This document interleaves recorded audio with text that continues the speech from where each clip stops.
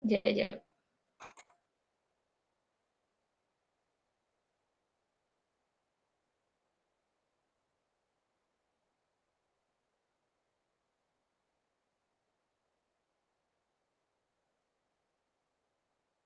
Cikgu punya mic tak clear cikgu. Saya tak dengar soalan.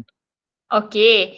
Awak cakap semalam awak tengok berkaitan dengan raja berperlembagaan dan demokrasi berparlimen, betul? Okey, baiklah. Kalau awak tengok apa intipati yang awak dapat? Mungkin line saya tadi tak okey.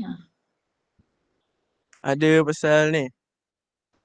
Pemerintahan Beraja Kesultanan Melayu Melaka. Okey, Pemerintah Beraja Kesultanan Melayu Melaka. Kenapa ada Pemerintah Beraja Kesultanan Melayu Melaka? Apa bukti dia? Hukum Kanun Melaka. Hmm. Apa lagi Tak, tak berapa ingat sangat cikgu. Undang-undang Laut Melaka dan sebagainya. Sebab kalau kamu tengok muka surat 38, Kesultanan Melayu Melaka ini setelah habis Kesultanan Melayu Melaka, dia diwarisi oleh Kesultanan Johor Yang sebab dia berhierarki daripada Sultan Melaka.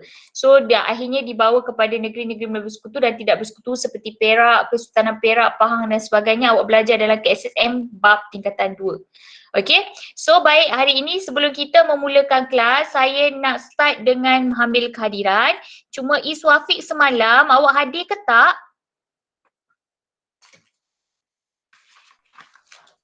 Cikgu tak. Saya tak hadir semalam. Kenapa tak hadir? Sebab saya kat luar cikgu. Kat luar tu kat mana? Kat Australia ke? Tak. Saya dengan mak saya kat luar. Pergi mana? Luar tu banyak.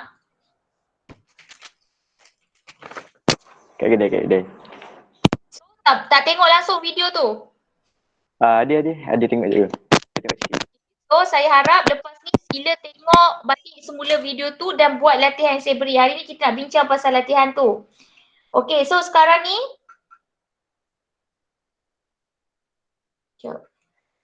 ni saya nak tanya Amir Nuruddin ada tak? Amir Nuruddin? Amir ni pergi mana Amir Nuruddin. Tak ada. Okey, baik, hari ni saya akan ambil kehadiran dulu. Sebab hari ni saya tak memberikan PDPC tapi kita akan membincangkan latihan. Jadinya kehadiran bermula dengan Ahmad Daniel Hafiz. Ada cikgu, ada. Muka. Saya pakai laptop cikgu. Yelah, tak ada kamera. Kamera dia masalah sikit cikgu. Macam-macam. Airin Natasha. Saya cikgu. Mana muka? Okey. Aisyah Najiha. Saya cikgu. Muka. Sekejap. Mana? Okey. Aisyah Sakinah. Ada cikgu. Okey, Aisyah Syarul Al. Ada cikgu. Aisyah Sakinah dengan Syarul Al tadi dah buka ke? Belum. Dah cikgu. Dah, cikgu dah. Aisyah Sakinah.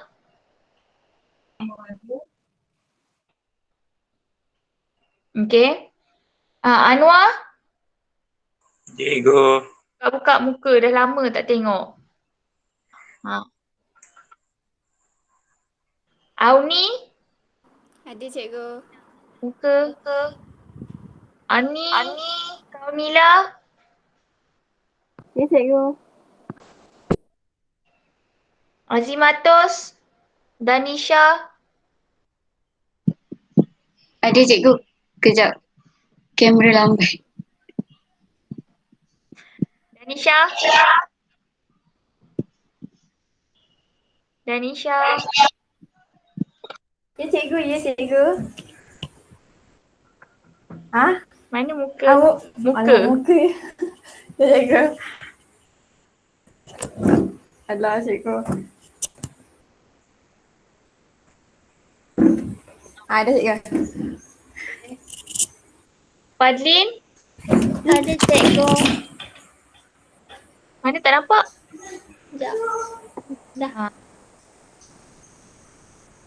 Izzah, Raihana, Izzul, Hafiz.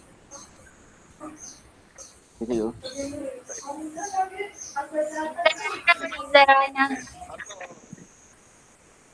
Okey. Khairul Nisa. Ya, cikgu. Muhammad Asfar, Muhammad Azim Akmal. Dok. Ya, cikgu. Muka. Azim Akmal. Azim Akmal tak ada. Danish Haziq.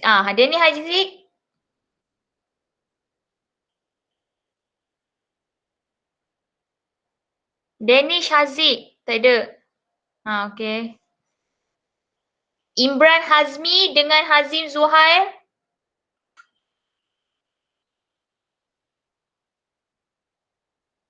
Imran, Hazim. Tak ada? Ya, cikgu. Mana muka? Imran Hazmi tak ada. Azim Zuhair tak nampak muka. Okey. Baru nak masuk Imran Hazmi. Imran Hazmi muka mana? Saya ambil kehadiran ni. Ada cikgu. Mana? Muka awak. Awak ni melambatkan kelas tau. Kau tak buka muka. Saya nak ambil kehadiran ni. Cikgu.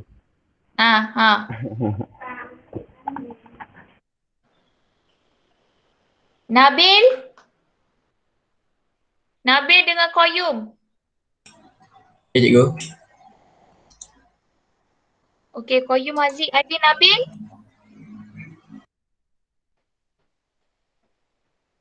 Nabil tak ada. Iswafiq dengan Rijal tadi ada. Is tak nampak muka, Rijal tak nampak muka. Okey. Amira Safia, Anis Dania, Putri Naufal. Ya, cikgu. Saya cikgu. Muka. Okey. Ina, Akila, Ridwana, Siti Nur Amira, Zulaika. Muka. Saya cikgu. Hari cikgu. Ridwana, Ada, cikgu. Zulaika, Akila. Bukan Zulaika. Siti Nur Amira. Okey, baiklah. So hari ni hanya yang tak hadir Qayyum Haziq je lah. Kan? Tak ada. Berani tak datang Cikgu. Dah Saya ada ada, dah. cikgu. Tak, tadi saya buka kamera dah. Nabil. Nabil. Salah. Nabil tak ada kan? Nabil. Ada cikgu. Mana? Ada, mic dia problem. Nabil dia tak buka kamera. Mic problem, kamera okey. Mana dia?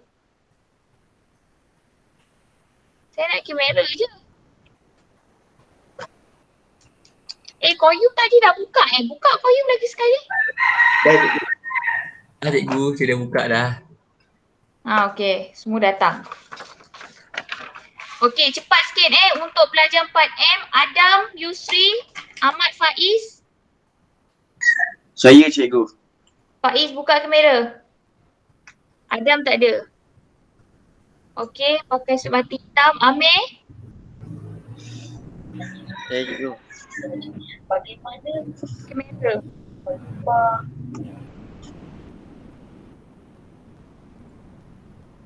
Amir.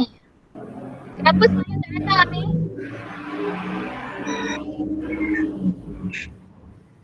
Amir Nuruddin, kenapa semua tak datang?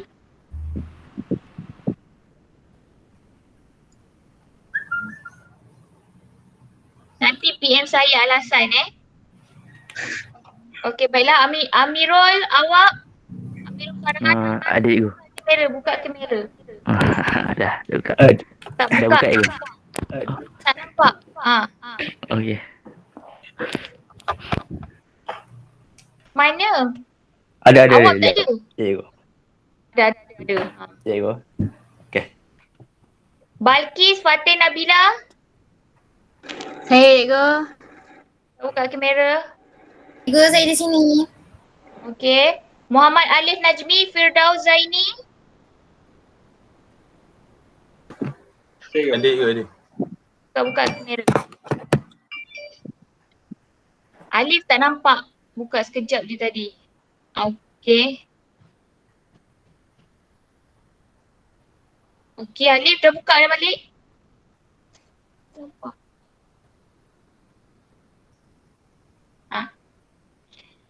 Hafiz Haziq Luqman Hakim. Ada cikgu. Buka. Haziq tak nampak. Okey. Pakai sokok. Rusdi Nabila Najwa. Rusdi ni mana? Ada.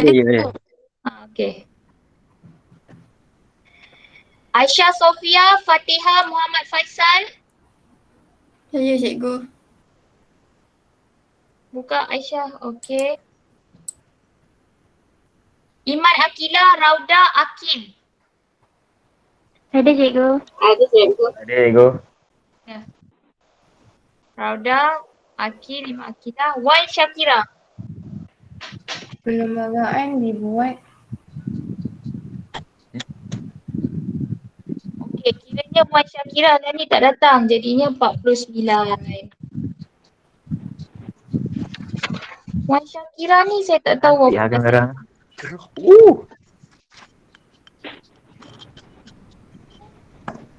Okey. Ya. Bagus lah. Kan dua bagus tinggi. Okey, baiklah. Okey, Assalamualaikum warahmatullahi wabarakatuh dan salam sejahtera. Nanti minta Wan Syakira PM saya Okey, baiklah, untuk hari ini kita akan bincangkan perlembagaan persekutuan yang saya berikan semalam. Okey. So, seorang jawab apakah maksud perlembagaan? Saya cikgu. Saya cikgu. Siapa nak jawab? Siapa nak tanya? Saya cikgu. Daniel. Maksud perlembagaan B, undang-undang tertinggi. Okey, undang-undang tertinggi ada di dalam buku teks muka surat. Sekejap, kita nyatakan terus muka surat kalau boleh Okey, muka surat 22 Okey, seterusnya. Saya cikgu. Akil. Okey, silakan Akil. Baca soalan ke cikgu? Tak payah, terus jawapan. D, majlis undangan. Okey, majlis undangan. Mana awak jumpa jawapan muka surat berapa? Alamak.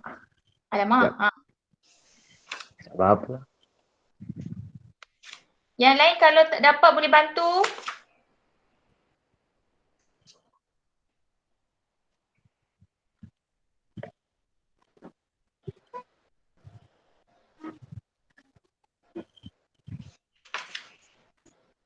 Muka surat 24 cikgu.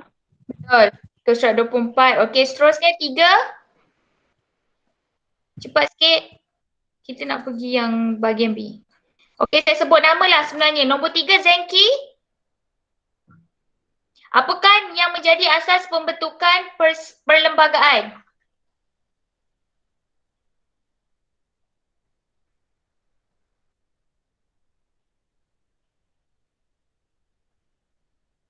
Cikgu saya nak cuba cikgu. Okey, Izul boleh? A. Nilai tradisi Kesultanan Melayu. Okey, mana awak jumpa jawapan?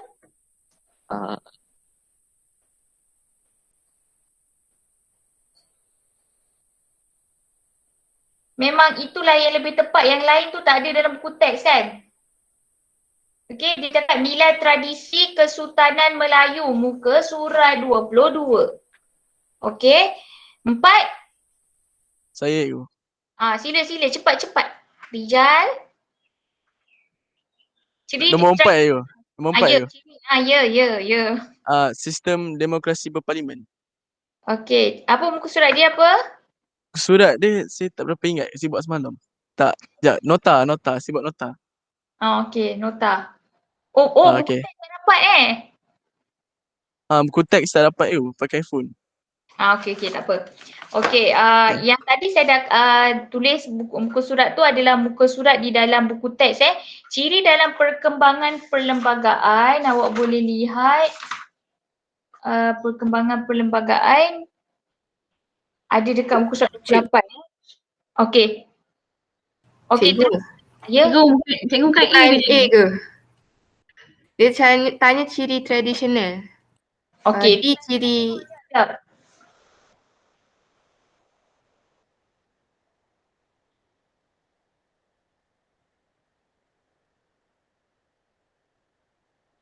Okey, tu saya cakap pentingnya muka surat. Okey, muka surat 28 dalam buku teks ada 3 ciri moden dan 3 tradisional. Dia sebut ciri tradisional, jadinya bahasa lah.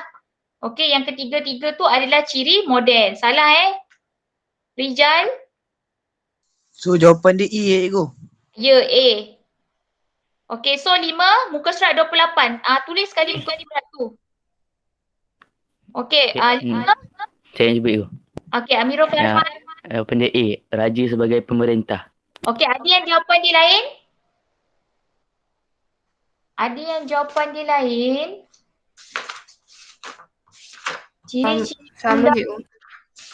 ciri-ciri undang-undang negeri Melayu di muka surat. Muka surat berapa kalau jumpa dalam buku teks? Surat 22. Ya, betul. 22 Jawapan dia tadi A kan? Okey, sebelum kedatangan kuasa barat, negara kita mempunyai X dan Y sebagai asas perlembagaan. Apakah X dan Y? Saya cikgu. Jawapan dia B cikgu. Undang-undang dan adat Melayu. Kamu jumpa kat mana? Muka surat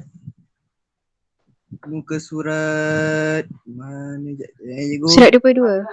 Ya, betul. Muka surat 22. Okey, 7? Cikgu. Ya. Majlis tertinggi tu siap. Majlis tertinggi awak jumpa dalam muka surat mana? Muka surat 24. Okey, betul. Ada yang lain? Tak ada kan? Okey, 8? 8 C. Okey. 8C, kewarganegaraan yang sama. Antara perkara-perkara terma rujukan utama dalam Perjanjian Persekutuan Tanah Melayu 1957 ada dalam muka surat 27. Betul? Ada yang lain? Tak ada. Okey, seterusnya nombor 9. Perlembagaan persekutuan mempunyai keunikan kerana Ya cikgu. ya. Saya nak tengok cikgu.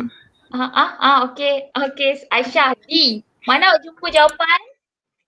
28 cikgu. Okey, 28. Ada yang lain? Tak ada kan? Okey, 10 Asfa. Tadi Asfa kan? A cikgu. A. 1 dan 2. Mana awak jumpa jawapan? Buku teks muka surat 28. Ciri tradisional. Okey, betul. 11. Saya cikgu. Ya. Okey, Antara ciri moden perlembagaan persekutuan D tu.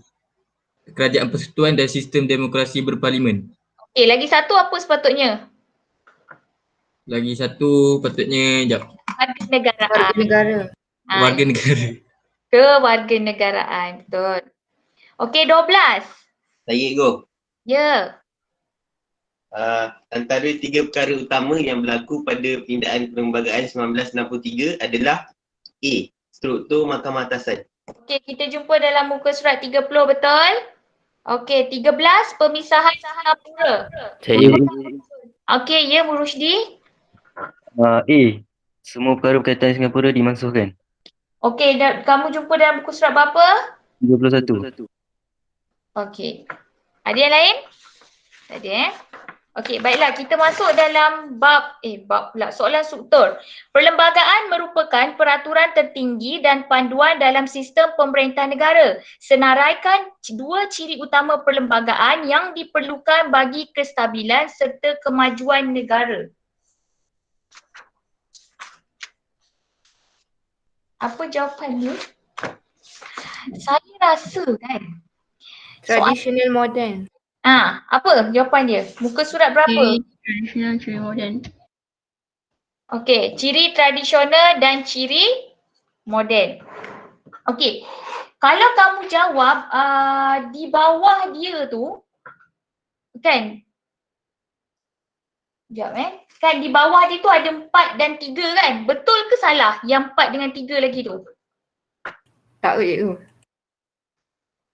Tak, apa yang tak? Salah. Salah. Awak rasa salah ke betul? Ada tak yang jawab selain daripada ciri tradisional dan ciri moden? Ada tak?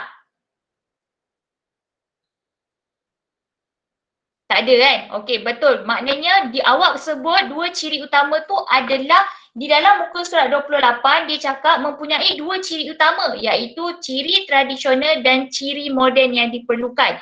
Kalau soalan tu minta nyatakan dua ciri tradisional yang wujud. Barulah kamu sebut kesultanan, pemerintah beraja, agama Islam, bahasa Melayu dan sebagainya.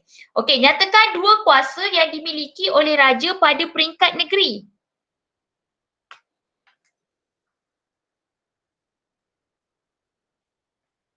Muka surat 28 juga, saya nak Amir Nuruddin.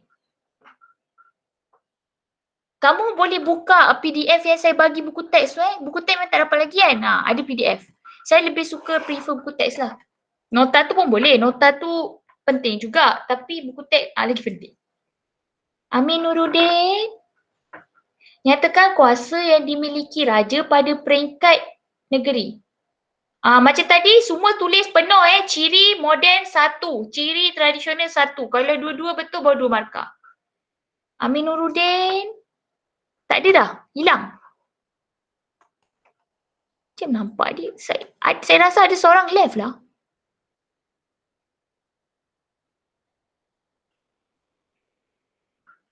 Semua diam je ni, dengar tak? Dengar tu. Dengar cikgu. Amir Nuruddin tak dengar. Amir Nuruddin seorang je tak dengar. Apa jawapan dia? Nyatakan kuasa yang dimiliki oleh raja pada peringkat negeri. Orang lain nak cuba jawab? Ketua negeri cikgu. Okey, ketua negeri. Selain daripada itu? Mengampun dan menangguhkan hukuman. Ya, lagi? Pelantikan jawatan utama negeri. Lagi?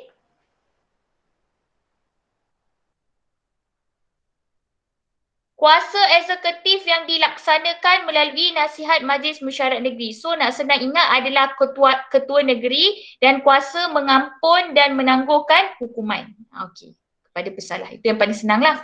Okey, seterusnya sinaraikan tanggungjawab suruhan jaya pilihan raya di dalam buku teks muka surat 29. Apa jawapan dia? Tak nak orang sama, tak nak menteri, orang lain. Orang lain?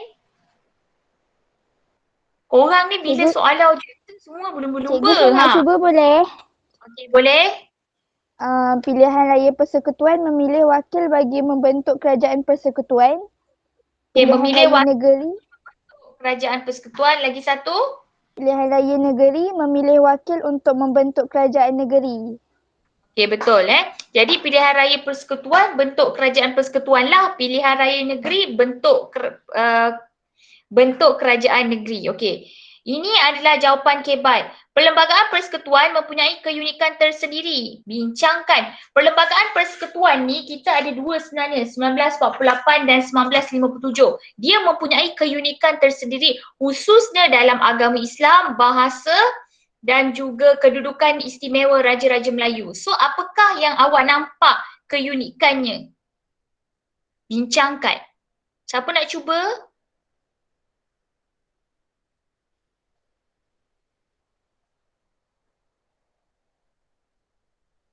Di buku teks muka surat 28, 29 itulah. Itulah dia punya keunikan. Krik-krik. Cikgu. Kena terang, maksudnya keistimewaan tu yang dia 4 markah. Maksud awak macam mana cara nak jawab? Bukan, kena terang yang perlembagaan 50 lebih tu ke? 50 tu. Tak. Okey. Bukan.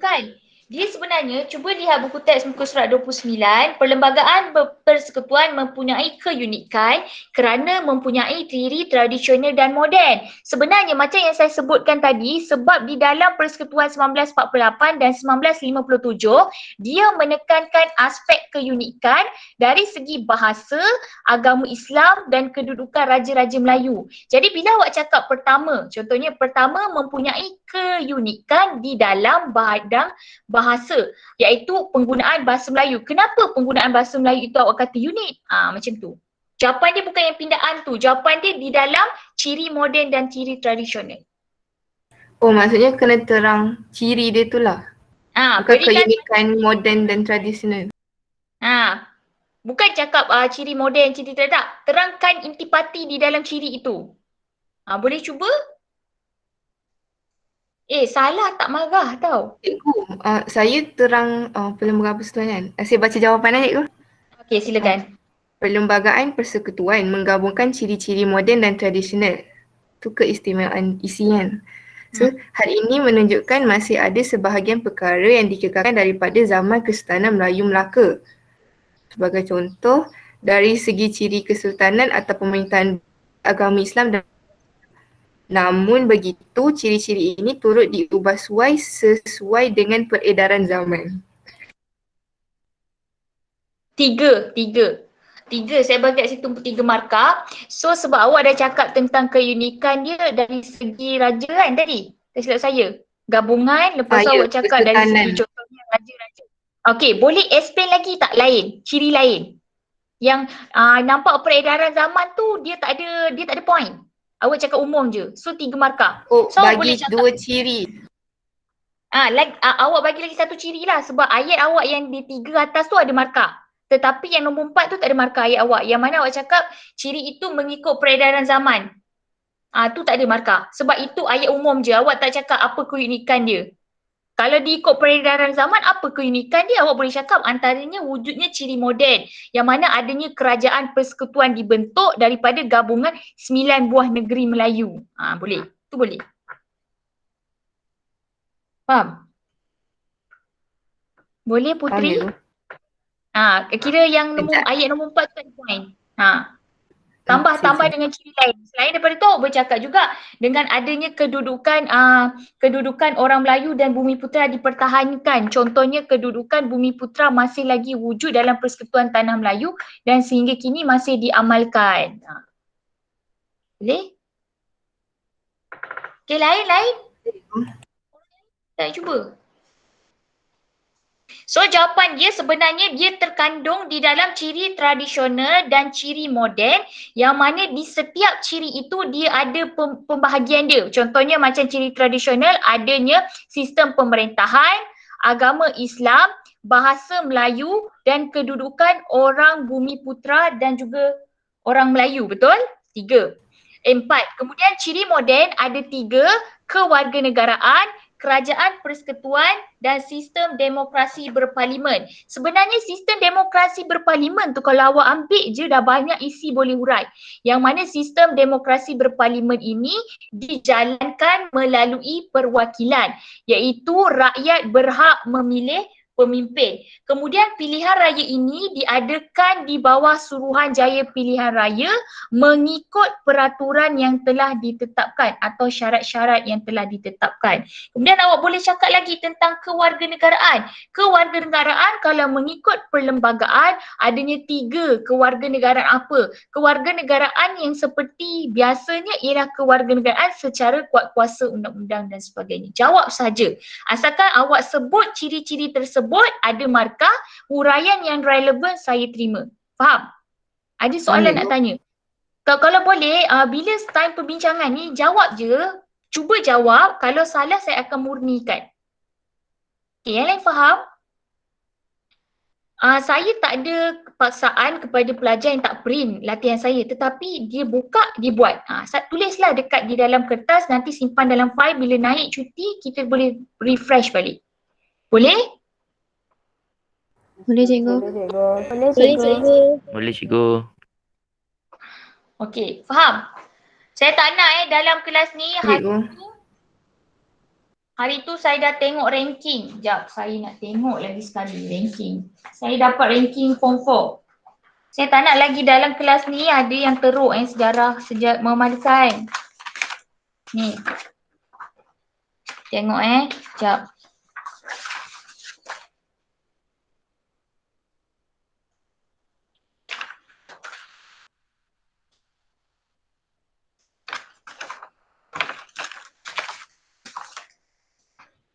Sejarah seorang gagal, yang lain semua lulus. Cuma banyak dapat markasi di tak nak. So daripada sinilah mulai pada tahun ini kita kena berlatih mencuba menjawab. Okey? Seterusnya, jelaskan struktur mahkamah atasan. 4 markah. Mesti jawab lengkap-lengkap macam mana 4 markah tu.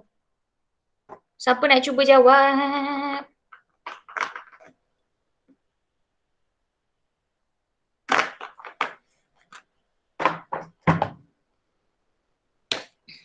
Cikgu. Ya, Puteri. Ni ikut buku teks tu je kan? Ya, jawapan biasanya soalan esei ataupun soalan struktur, dua yang pertama itu kebiasaannya memang fakta. Dia ada di dalam buku teks.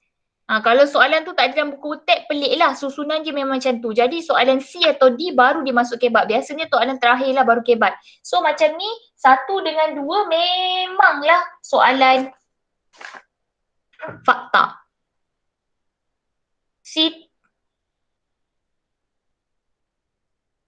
Tapi Mahkamah Tinggi Borneo dalam ni tak ada. Cepat-cepat, siapa nak jawab? Saya. Okey, Alif Najmi. Struktur Mahkamah Atasan dibahagikan kepada 2, iaitu Mahkamah Atasan dan Mahkamah Rayuan. Apabila Malaysia dibentuk, Mahkamah Atasan diwujudkan, iaitu Mahkamah Persekutuan. 3 buah Mahkamah Atasan diwujudkan, iaitu di Persekutuan Tanah Melayu, Sabah dan Sarawak serta di Singapura. Dah 4 dah. So jawapan dia awak boleh ambil dalam muka surat 30, yang mana struktur Mahkamah Atasan tu adalah mengikut model tertinggi England, 1 markah, yang membahagikan kepada atasan dan rayuan, yang kedua. Kemudian apabila Malaysia dibentuk, Mahkamah Atasan diwujudkan, iaitu Mahkamah Persekutuan. Okey, 1 markah. 3 buah Mahkamah Atasan diwujudkan. Sekejap. Saya silap ni. Okey, awak start dengan markah tadi. Awak ambil Alif apa yang mana? Awak ambil yang Mahkamah Atasan diwujudkan tu Alif.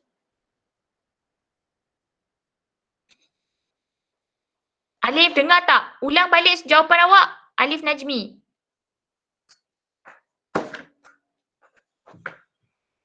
Hilang dah.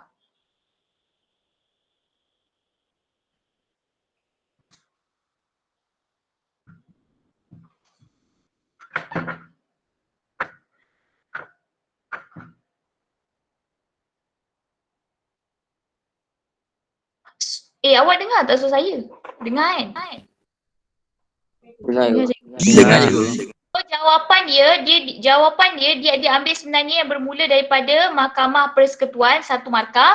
3 buah Mahkamah Atasan diwujudkan, iaitu Persekutuan Tanah Melayu, Sarawak dan Sabah serta Singapura. 3 markah kat situ.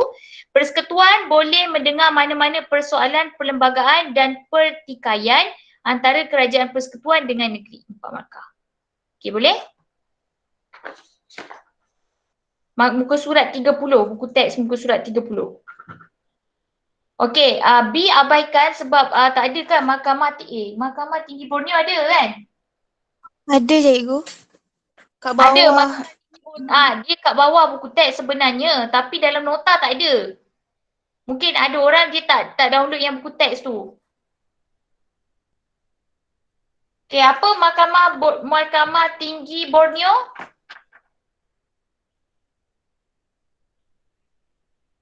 Siapa nak jawab?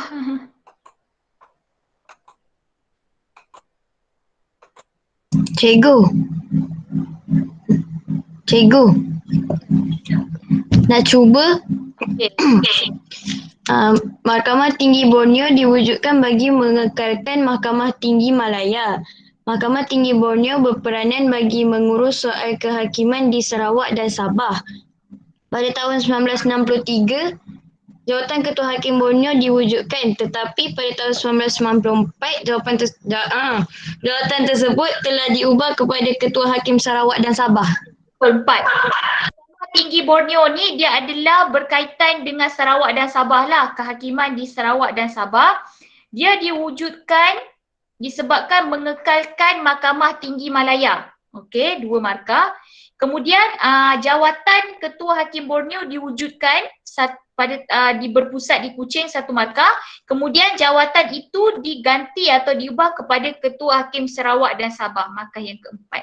Boleh Akil? Boleh, Cikgu. Dah jumpa dah jawapan dia? Jawapan. Sebab awak PM saya tak jumpa kan jawapan? Dah jumpa dah? Muka Tak surat ada lagi. 30 pembentukan Mahkamah Tinggi Borneo. Tak ada, Cikgu. Ada muka surat 30. Tak ada. Dia dalam buku teks ni dia cut. Dekat. Ada yang Cikgu. Oh, yang saya baca tu tak ada. Tapi sebenarnya Ha. ada sebenarnya ada. Kalau saya semalam pun tengok ni, dalam the real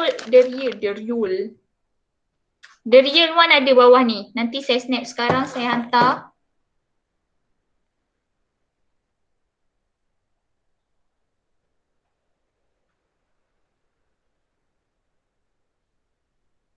Sekejap, singkatan 5.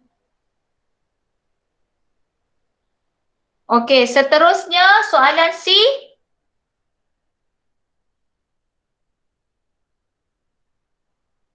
Soalan C. Cikgu, saya nak cuba. Okey, silakan.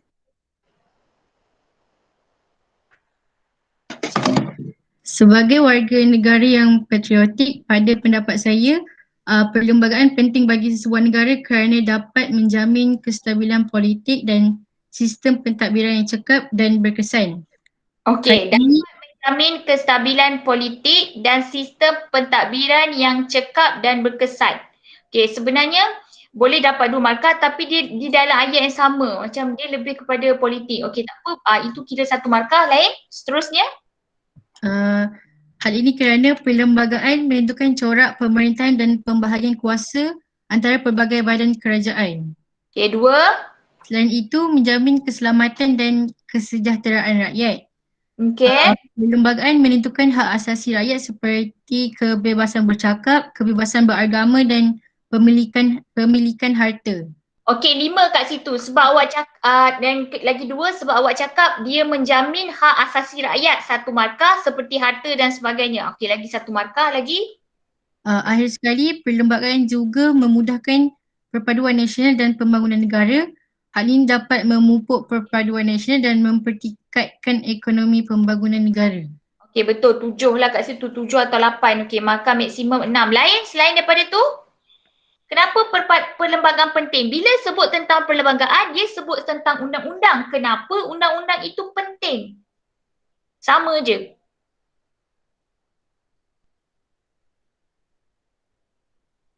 Tak ada.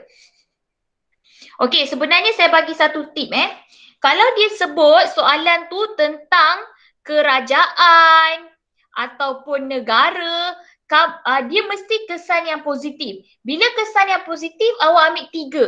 Okey, awak ambil 3. Politik, ekonomi, sosial. Macam kawan awak tadi, dia sebut tentang politik dan sosial. Last kali baru dia sebut tentang ekonomi, pembangunan negara. So, mula awak cakap lah, okey, kestabilan politik ke? Okey, dapat raja yang berkaliber ke? Okey, kestabilan politik lagi, adanya pembahagian kuasa, pembahagian kerja, menteri-menteri yang memegang portfolio, itu semua dalam politik. Okey, bila awak cakap tentang ekonomi, macam mana ekonomi dapat ditingkatkan? Okey, kerana pembahagian bidang ekonomi itu mengikut kaum, contohnya sama rata sebab ada undang-undang. Kita mementingkan hak Bumi Putra dan orang Melayu. Kemudian kenapa dia memberikan kepentingan juga kepada kemajuan negara? Sebab bila adanya perlembagaan, maka pembangunan juga dapat ditingkatkan menerusi akta-akta yang diperkenalkan ataupun kita panggil dasar-dasar yang diperkenalkan. Okey, dari segi sosial, pendidikan dapat ditingkatkan, pembangunan negara dapat ditingkatkan, mengelakkan perpecahan kaum, mengelakkan pemusuhan kaum dan sebagainya. Ambil 3 poin utama, politik, ekonomi, sosial. Kalau dia tanya tentang negara atau kesan kepada negara ke, kepentingan ke, boleh tak?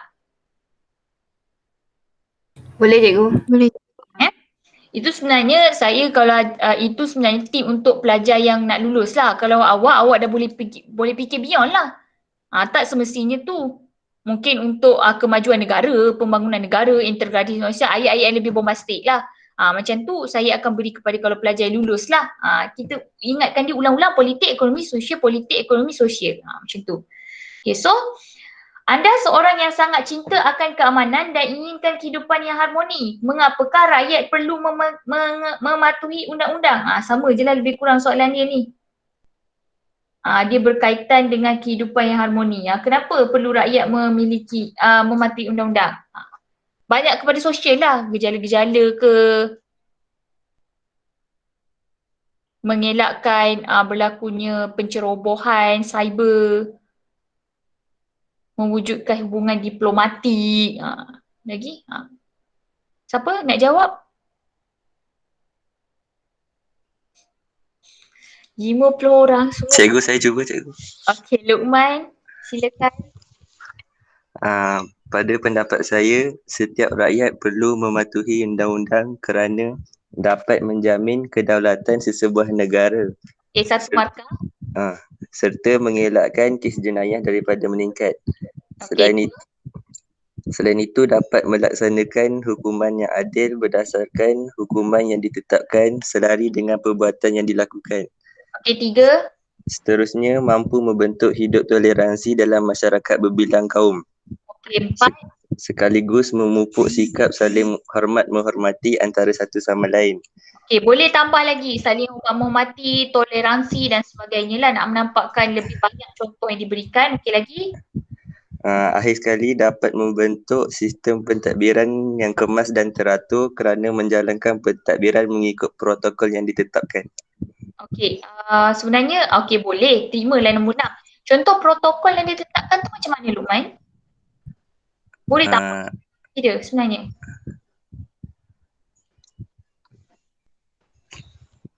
Berdasarkan sistem demokrasi berparlimen yang dipertekankan ke, yang diperkenalkan raja berperlembagaan, iaitu raja bertindak mengikut undang-undang. Jadi menunjukkan kat situ undang-undang tu penting, betul tak? Betul. Okey, lagi? Lain? Tak ada? Tak ada? Alah, hai anak-anak cikgu. Okey, baiklah. Untuk soalan kebat ni sebenarnya dia lebih kurang sama kadang-kadang soalan dia, cuma ayat kita yang berbeza. Macam ni, kenapa rakyat perlu mematuhi undang-undang? Kerana negara kita mengamalkan raja berperlembagaan dan demokrasi berparlimen. Raja berperlembagaan ialah raja bertindak mengikut undang-undang. Sedangkan raja bertindak ini kan pula kita. Jadi undang-undang itu sangat penting. Undang-undang ini digubal di Mahkamah Persekutuan. Okey, undang-undang ini digubal di Mahkamah Persekutuan dan kita punya penanda aras kita adalah Perlembagaan Persekutuan 1957 yang menekankan beberapa perkara agama Islam dan sebagainya lah. So kenapa perkara itu penting? Untuk kestabilan politik, untuk mengelakkan berlakunya masalah jenayah, untuk meningkatkan kedaulatan negara, untuk mendidik masyarakat berdisiplin, untuk membantu ke arah kecemerlangan negara. Sebagai contoh, bila ada undang-undang, masyarakat tak boleh ikut perkara sesuka hati. Contohnya macam nak membuat sesuatu permohonan, bila ada undang-undang dia ada akta-akta yang perlu dipatuhi. Maknanya setiap tindakan memerlukan prosedur yang betul dan sebagainya. Sebab kalau tak ada undang-undang ni memang habislah orang main langgar-langgar tu yang berlakunya kadang-kadang birokrasi yang membebankan. Okey, ada soalan lain?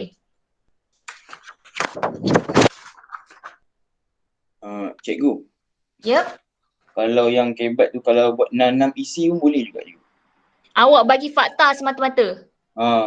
Tak ada huraian contoh, boleh? Awak jawab secara, tu nama dia secara analytical. Kalau secara holistik ada fakta, huraian dan contoh. Boleh, tak ada masalah. Okey. Tapi pastikan jawab dengan ayat lengkap, bukan koma. Contoh macam tadi kan, dia cakap kan, kenapa rakyat? Okey, pertama, rakyat perlu mematuhi undang-undang untuk menjaga kedaulatan negara. Seterusnya, yang kedua, bagi mengelakkan berlakunya jenayah yang berleluasa. Macam tu ayat dia, bukan koma. Okey, mesti ada penanda wacana atau subjek. Boleh? Ayat lengkap lah. Boleh cikgu. Okay. Lagi soalan lain? Cikgu, kalau soalan dia 6 markah kan? Soalan kebat kan? Lepas tu kita macam masa exam kan idea buntu, lepas tu dia ada 2 isi je kita ada. Lepas tu kita hurai contoh, isi hurai contoh dapat 6 markah ke cikgu? Okey, awak ada 2 je isi. Ya, macam kita dah buntu. So, tambah huraian dengan contoh lah. Huraian contoh. Tapi kalau dah selalu buat, jaranglah kebuntuan je insyaAllah. Boleh? Boleh cikgu. Lagi? Lain?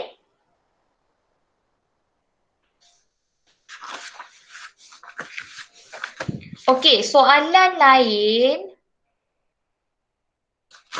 Ada tak saya suruh buat latihan buku teks muka form bab 2? Pusat berapa Macam ada kan? Tak ada? Bab 1 ke bab 2 latihan?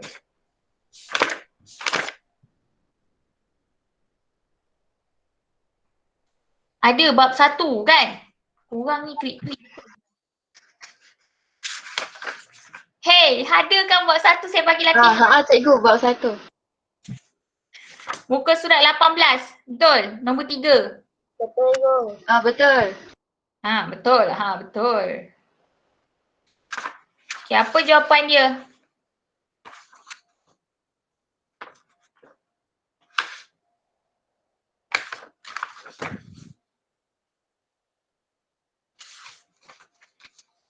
Dah jauh. Oh, dah ni Dah bincang cikgu. Dah bincang cikgu. So bab 2 tak ada. Ni baru saya bagi dah kan? Ya cikgu. Ya betul. Ya betul. Okey, so untuk minggu hadapan, okey hari ni tak ada kerja rumah tapi ada tugasan lah. Okey, disebabkan sebelum ni saya je terang dah 3.1 dan 3.2 betul? So kita ada 3.3, 3.4 dan 3.5. Okey, saya nak 6 orang lah pembentang. So 3.4 saya nak lelaki, 3.4 daripada 5 Zakali iaitu Ahmad Daniel Hafiz dengan Muhammad Hazim Zuhair. Boleh? Bab 3.3. Korang ni. Boleh. Okey Hazim, okey boleh? Azim dia happy ke? Dia happy. Okey. Okey, 3.4 pun daripada 5 Zakali juga perempuan.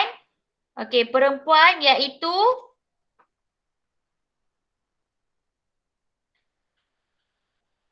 Zulaika Fitriah dan Kristina Akilah. Boleh? Boleh cikgu. Okey. Dan 3.5 saya nak daripada 5 Mukafak lelaki. Okey.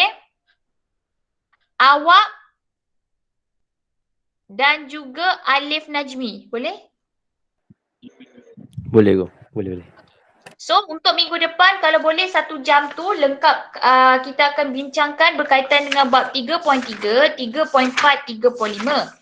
Okey, andai kata awak tak nak sediakan slide, tak apa, awak hanya terangkan berdasarkan lisan je lah. Tapi kalau ada slide lebih baik. Okey, boleh? Boleh, boleh. Okey, baiklah. Kalau boleh, setiap hari, setiap habis satu latihan, kita akan buat latihan at least macam mengukuhkan daya ingatan awak lah. Okey, so saya nak tanya berkaitan dengan bab 3, semalam saya explain, ada yang cakap tak faham, ada yang cakap faham lah daripada refleksi tu. So saya nak ulang kat sini, di dalam bab 3 ni awak belajar tentang raja berperlembagaan dan demokrasi berparlimen yang mana negara kita amalkan daripada zaman kemerdekaan sehingga kini.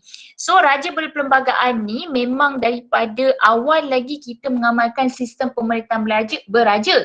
Cuma pada zaman-zaman dahulu raja-raja itu diamalkan melalui konsep raja berkuasa mutlak.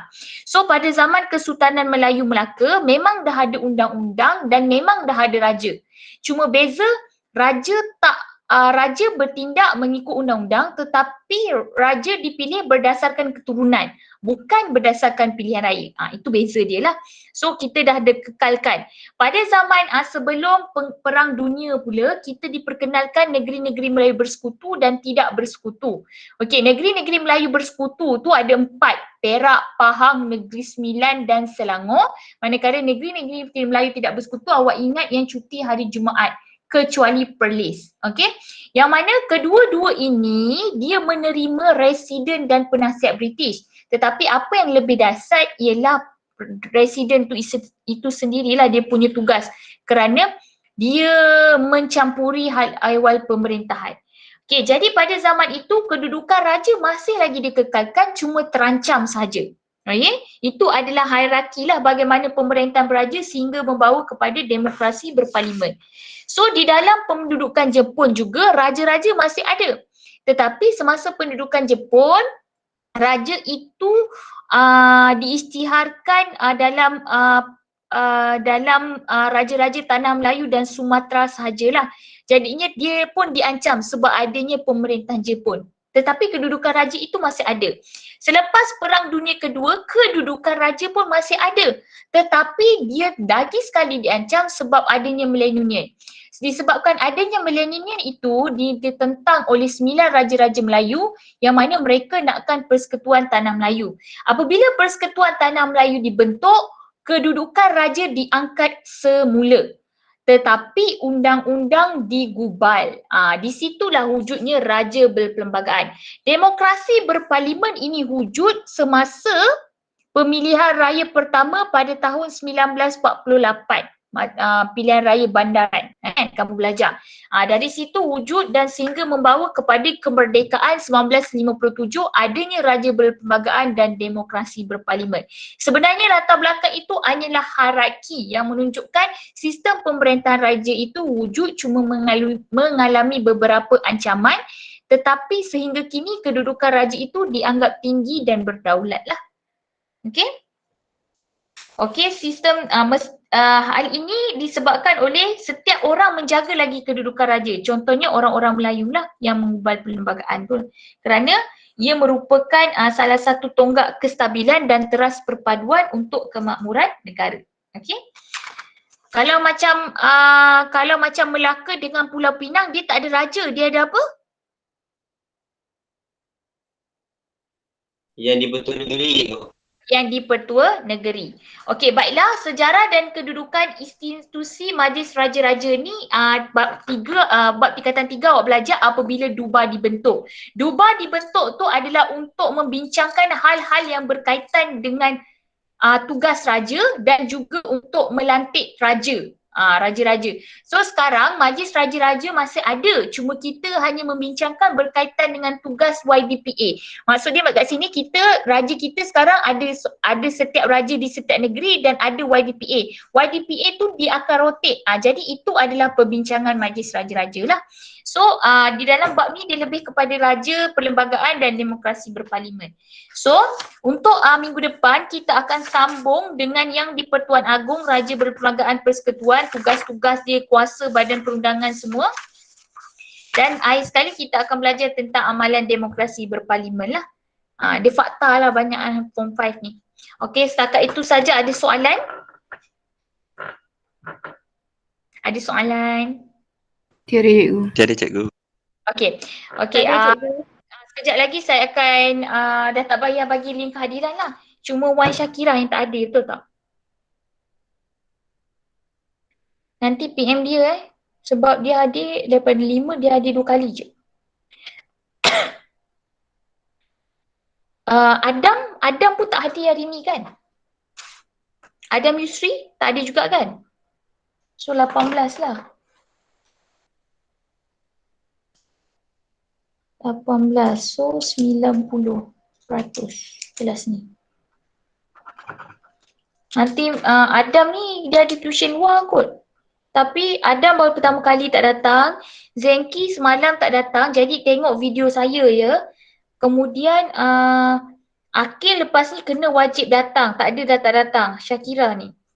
Okey, untuk kelas 5Z semua datang kecuali Iswafiq jangan lagi buat perangai tak datang. Okey? Boleh? Boleh ke? Boleh ke?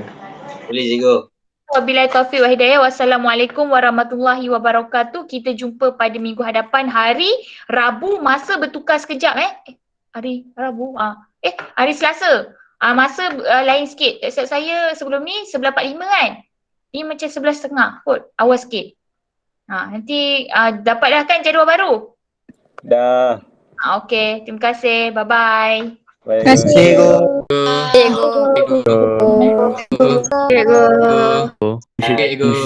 Bye cikgu. Okay. Terima kasih cikgu. Okay.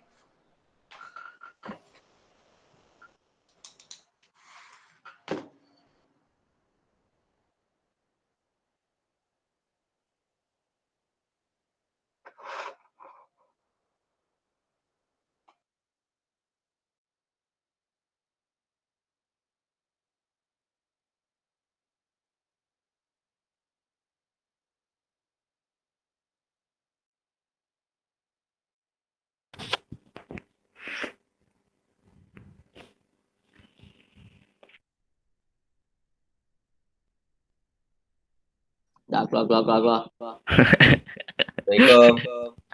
Oh, kejap. Masih Azim. Masih Azim. Best belajar dengan Terima kasih Pak An. Adam. Terima kasih semua. Terima kasih.